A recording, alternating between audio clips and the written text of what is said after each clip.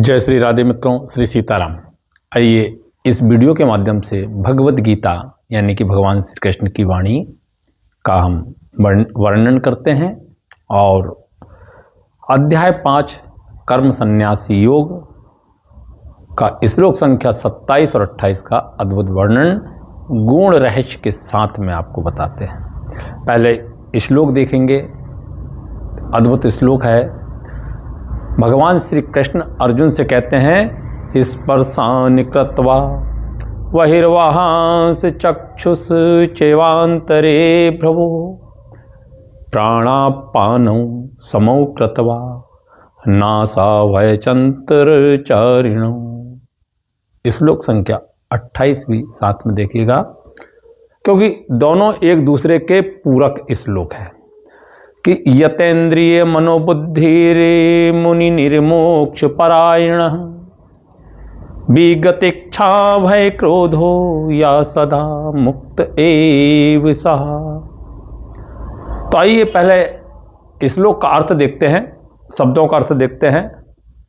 यहाँ पर वाहयान शब्द का प्रयोग हुआ है, यानी कि बाहर के स्पर्शान यानी पदार्थों को, वही मतलब बाहर, एव यानी ही, कृत्वा मतलब छोड़कर, चा यानी कि और, चक्षु यानी नेत्रों की दृष्टि को, ध्रुव मतलब भौं के अंतरे बीच में स्थित करके, नासा भय अंतरे चारणों तथा नासिका में विचरने वाले, और प्राणापानों यानी प्राण अपान वायु को। तो अब श्लोक में क्या गुण रहस्य, क्या अर्थ है, आइए जानते हैं। यह अद्भुत यथार्थ रूप गीता है। भगवान श्री कृष्ण की अद्भुत वाणी है। भगवान श्री कृष्ण अर्जुन से कहते हैं कि समस्त इंद्रियों को बाहर करके दृष्टि को भौहों के, ये दोनों भौं जो है इनके बीच में मध्य में केंद्रित करके, प्राण तथा अपान वायु को नथनों के भीतर रोक कर इस तरह मन, इंद्रियों तथा बुद्धि को बस में करके जो जीव मोक्ष को लक्ष्य बनाता है, वह योगी इच्छा भय तथा क्रोध से रहित हो जाता है। जो निरंतर इस अवस्था में रहता है वह अवश्य ही मुक्त होता है। यानी मुक्त पुरुष कौन है और किस अवस्था की बात भगवान श्री कृष्ण अर्जुन से कर रहे हैं। तो आइए गुण रहस्य में जानते हैं। भगवान कहते हैं, जो व्यक्ति श्री कृष्ण भावना अमृत में रत होने पर तुरंत ही अपने आध्यात्मिक स्वरूप को जान लेता है, फिर इसके पश्चात भक्ति के द्वारा वह परमेश्वर को समझता है। जब मनुष्य भक्ति करता है तो वह दिव्य स्थिति को प्राप्त होता है और अपने कर्म क्षेत्र में भगवान की उपस्थिति का अनुभव करने के योग्य हो जाता है।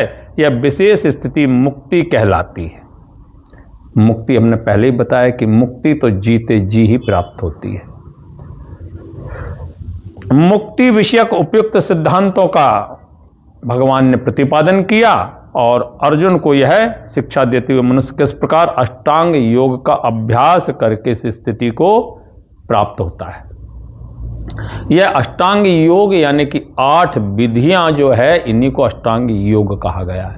जैसे यम, नियम, आसन, प्राणायाम, प्रत्याहार, धारणा, ध्यान और समाधि, ये 8 भाग किए गए हैं अष्टांग योग के। पिछले अध्याय में बहुत विस्तृत रूप से इसकी व्याख्या हमारे द्वारा बताई गई थी। 5वें अध्याय में भी इसका इसी श्लोक में के एक श्लोक पहले भी वर्णन किया हुआ था कि योग में प्रत्याहार विधि से शब्द, स्पर्श, रूप, स्वाद तथा गंध का निराकरण करना होता है। तब दृष्टि को दोनों भौं के बीच में ला करके अधकुली पलकों से उसे नासाग्र पर केंद्रित करना पड़ता है। बहुत ध्यान से सुनेंगे। आंखों को पूरी तरह बंद करने से कोई लाभ नहीं होता है। क्यों? कि जब आप आंखों को बंद करते हैं तब निश्चित ही आलस्य और प्रमाद की स्थिति बन जाती है, नींद आने की संभावना रहती है। और यदि आंखों को पूरा खुला रखने से भी कोई लाभ नहीं है, क्योंकि तब मन बाह्य इंद्रियों में, बाह्य विषयों में इंद्रियों को लेकर के विचरण करता है। तो इंद्रिय विषयों द्वारा वह आकृष्ट हो जाता है और इस तरह बाह्य इंद्रियों में अपनी इंद्रियों को साथ में लेकर के मन बाह्य विषयों में जाकर के विषय आकार बन जाता है। तब वर्णन आया है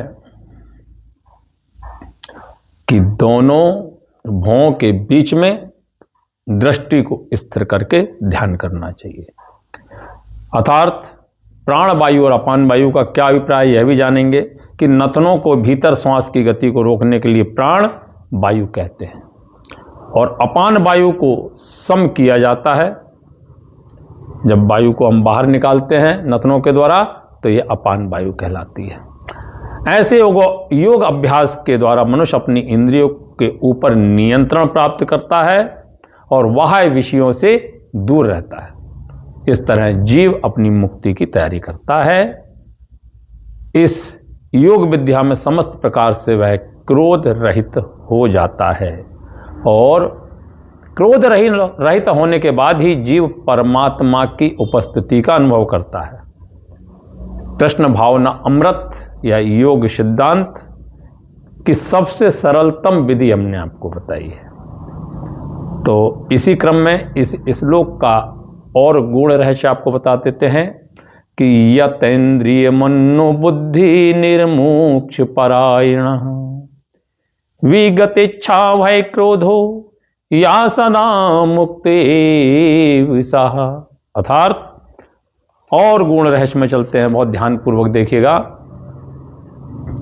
इस परसान कृत्वा बहिर्वाहार्य, इस शब्द का अर्थ है परमात्मा के सिवाय जितने भी इस जगत में पदार्थ हैं यह सब बाहरी पदार्थ हैं, इनका परमात्मा से कोई लेना देना नहीं है। इसलिए मनुष्य को बाहरी पदार्थों को बाहरी छोड़ देने का तात्पर्य है। मन से बाह्य विषयों का चिंतन नहीं करना चाहिए और बाह्य पदार्थों का संबंध त्याग कर्म योग में सेवा के द्वारा और ज्ञान योग में विवेक के द्वारा किया जाता है। यहाँ भगवान ध्यान योग के द्वारा बाह्य पदार्थों से संबंध विच्छेद की बात कह रहे हैं। ध्यान योग में एकमात्र ध्यान परमात्मा का ही होना चाहिए। परमात्मा का ही चिंतन होने से निश्चित ही बाहरी पदार्थों से विमुक्ता आ जाती है। एक्चुअली वास्तव में बाहरी पदार्थ बाधक नहीं है, बाधक है इनसे रागपूर्ण माना हुआ अपना संबंध। वस्तु के प्रति अपना संबंध स्थापित कर लेना, उसमें राग हो जाना, उस वस्तु को मन में बसा लेना। जगत की वस्तुओं को मन में बसाने का निषेध है, जगत में रहने का निषेध नहीं है। अर्थात इस तरह माने हुए संबंध का त्याग करने में ही उपयुक्त इस पद का तात्पर्य। इस परसान कृत्वा बहिर्वाहान, इस श्लोक का एक दूसरा पद हम आपको बताते हैं कि चक्षुष चैवांतरे भ्रुवो। चक्षु मतलब आंखें, यहाँ भ्रुवो अंतरे मतलब इसका अर्थ है कि अपनी चक्षु को ध्यान के समय सदैव दोनों भौं के बीच में ही स्थापित रखना चाहिए। अग्रभाग पर, यहाँ पर नासिका के अग्रभाग पर रखना चाहिए। ध्यान काले में नेत्रों को सर्वथा बंद रखने से लय दोष अर्थात निद्रा आने की संभावना हो जाती है, जैसा कि हमने पहले बताया है। नेत्रों को खुला रखने से सामने दृश्य जो उपस्थित रहते हैं वह समाहित हो जाते हैं, विक्षेप दोष आने की संभावना रहती है। इस प्रकार इन दोनों दोषों को दूर करने के लिए ही ध्यान का जो ध्यान मार्ग बताया है, अध खुले नेत्रों से नेत्रों की दृष्टि को दोनों भौं के बीच में स्थापित करने के लिए कहा गया है। भगवान श्री कृष्ण अर्जुन से कहते हैं, प्राणापानौ समो कृत्वा नासा अभ्यंतरे चारिणम, अर्थात नासिका से बाहर निकलने वाली वायु को प्राण कहते हैं और नासिका के भीतर जाने वाली वायु को अपान कहते हैं। प्राण वायु की गति दीर्घ और अपान वायु की गति निश्चित ही लघु होती है, कम होती है। इन दोनों को सम करने के लिए पहले बाईं नासिका से अपान वायु को भीतर ले जा करके दाएं नासिका से प्राण वायु को बाहर निकालें, फिर दाईं नासिका से अपान वायु को भीतर ले जाकर बाईं नासिका से प्राण वायु को बाहर निकालें, इन सब क्रियाओं में बराबर का समय लगना चाहिए। साधक के लिए यह बात जानना बहुत जरूरी है। इस प्रकार लगातार सतत रूप से अभ्यास करते रहने से प्राण और अपान वायु की गति सम, शांत और सूक्ष्म हो जाती है। जब नासिका के बाहर तथा भीतर कंठ आदि देशों में वायु के स्पर्श का ज्ञान ना हो, तब समझना चाहिए कि प्राण वायु अपान वायु की गति सम हो गई है, दोनों की गति सम हो गई। दोनों की गति सम होने पर लक्ष्य परमात्मा में रहने से मन स्वाभाविक ही परमात्मा का चिंतन करने लगता है। ध्यान योग में इस प्राणायाम की आवश्यकता होने से ही इसका उल्लेख इस श्लोक में वर्णन आया हुआ है। और यतेंद्रिय मनोबुद्धि मुनि निर्मोक्ष परायण, यानी प्रत्येक मनुष्य में एक तो इंद्रियों का ज्ञान भी रहता है और एक बुद्धि का ज्ञान भी रहता है। इंद्रियां और बुद्धि दोनों के बीच में ही मन का निवास बताया गया है। मनुष्य को देखना यह है कि मन पर इंद्रियों के ज्ञान का प्रभाव है अथवा नहीं, या बुद्धि के ज्ञान का प्रभाव है अथवा आंशिक रूप से दोनों का प्रभाव है। इंद्रियों के ज्ञान में संयोग का प्रभाव पड़ता है और बुद्धि के ज्ञान में परिणाम का। जिन मनुष्यों के मन पर केवल इंद्रियों के ज्ञान का प्रभाव है, वे संयोगजन सुख भोग में लगे रहते हैं, और जिनके मन पर बुद्धि के ज्ञान का प्रभाव है, यानी परिणाम की ओर दृष्टि रहने से सुख भोग का त्याग करने में समर्थ हो जाते हैं। ना तेसु रमते बुधा, पिछले अध्याय 5 के 22वें श्लोक में इसका वर्णन किया था। तो साधकों के मन पर आंशिक रूप से इंद्रियों और बुद्धि दोनों के ज्ञान का प्रभाव रहता है। उनके मन में इंद्रियों तथा बुद्धि को महत्व नहीं हो पाता है, और जो वो करना चाहते हैं उसे कर भी नहीं पाते हैं। यह द्वंद्व ही ध्यान में बाधक है। यहाँ मन, बुद्धि तथा इंद्रियों को बस में करने का तात्पर्य है मन पर केवल बुद्धि के ज्ञान का प्रभाव रह जाए और इंद्रियों के ज्ञान का प्रभाव सर्वथा मिट जाए। मुनि निर्मोक्ष परायण, क्या अर्थ है इसका? कि परमात्मा प्राप्ति करना ही जिसका लक्ष्य है, जिस जीव का लक्ष्य है, ऐसे परमात्मा स्वरूप का मनन करने वाले साधक को यहाँ मोक्ष परायण कहा गया है।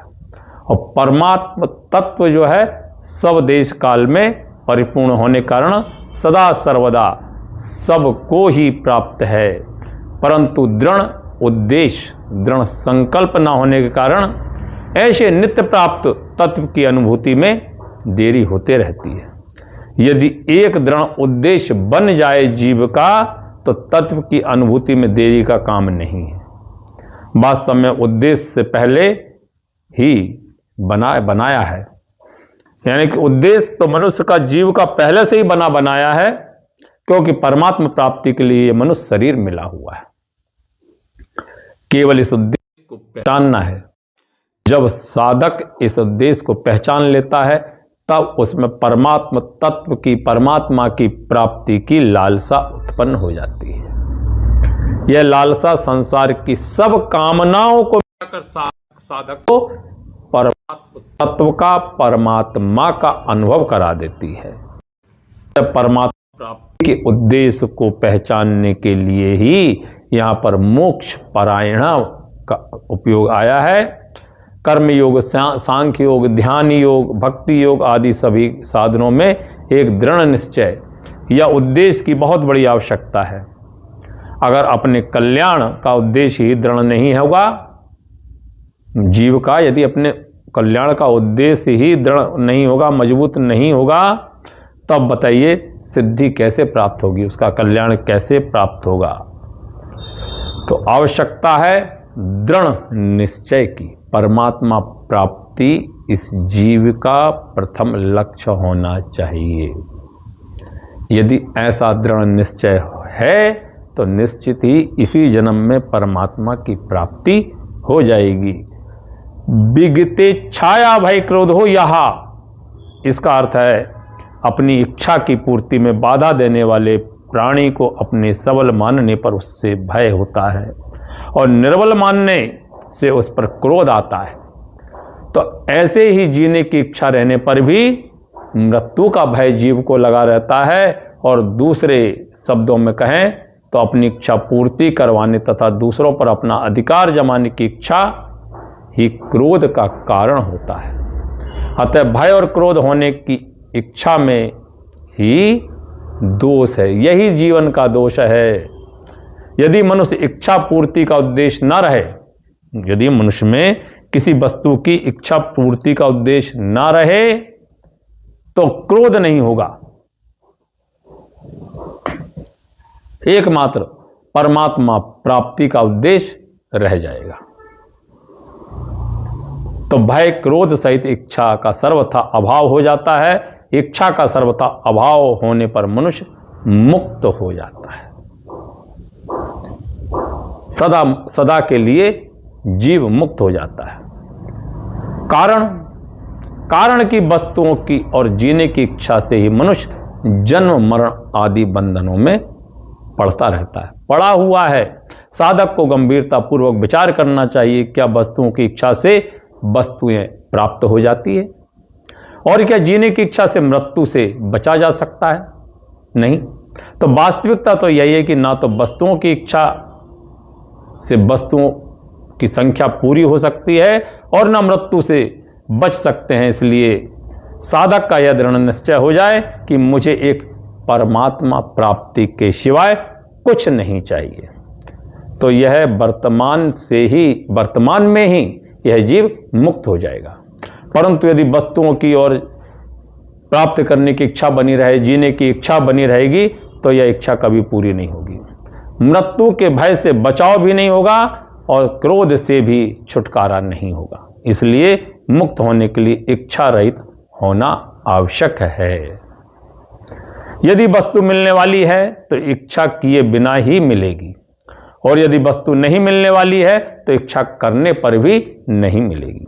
अतः वस्तु का मिलना या ना मिलना इच्छा के अधीन नहीं है, अतः किसी विधान के अधीन है। जो वस्तु इच्छा के अधीन नहीं है, फिर उसकी इच्छा छोड़ने में भाई क्या कठिनाई है।